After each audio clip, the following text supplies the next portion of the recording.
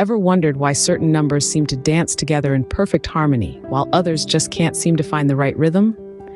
Welcome to the fascinating world of numbers and mathematics.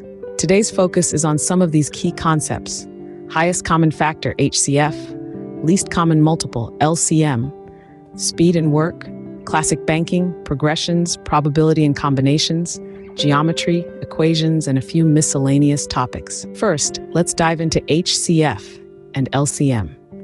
The highest common factor is the biggest number that can divide two or more numbers without leaving a remainder. It's like the greatest number that can seamlessly blend into the rhythm of other numbers. On the other hand, the least common multiple is the smallest number that is a multiple of two or more numbers. Imagine a number that can dance to the beats of multiple drummers. That's your LCM. Moving on to speed and work. Speed is distance over time. Think of it as the pace at which you're dancing. Work, on the other hand, is force times distance. It's the effort you put into each dance step. Knowing how to calculate these can help you optimize your performance, whether in a dance competition or a math exam. Now, let's groove to the rhythm of classic banking.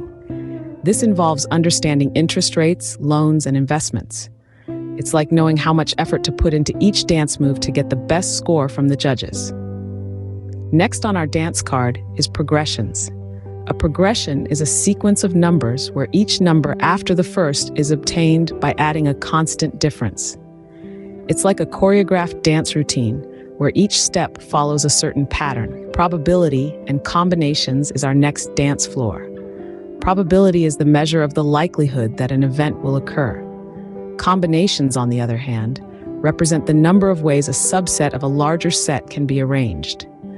It's like predicting which dance move will impress the judges the most and in how many ways you can perform that move. Let's twirl into the world of geometry. Geometry is the study of shapes and their properties. It's like understanding the space on the dance floor and how best to utilize it. Lastly, we'll tango with equations. An equation is a statement that asserts the equality of two expressions. It's like a dance routine where both partners must move in sync for the routine to work.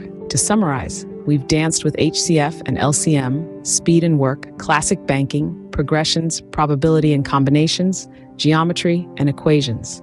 Each of these concepts has its own rhythm and steps, but they all come together to form the beautiful dance that is mathematics.